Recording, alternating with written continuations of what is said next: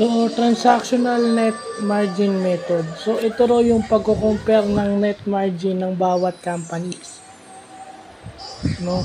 So, sa transfer pricing, ginagamit itong transactional net margin method. Ang ginagamit dito is yung net margin.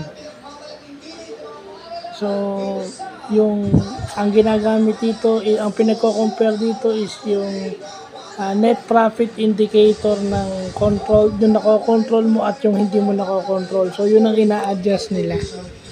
So, yun yung, ito yung isa sa mga bagong na hindi ko alam. So, may mga ganun pala yung companies.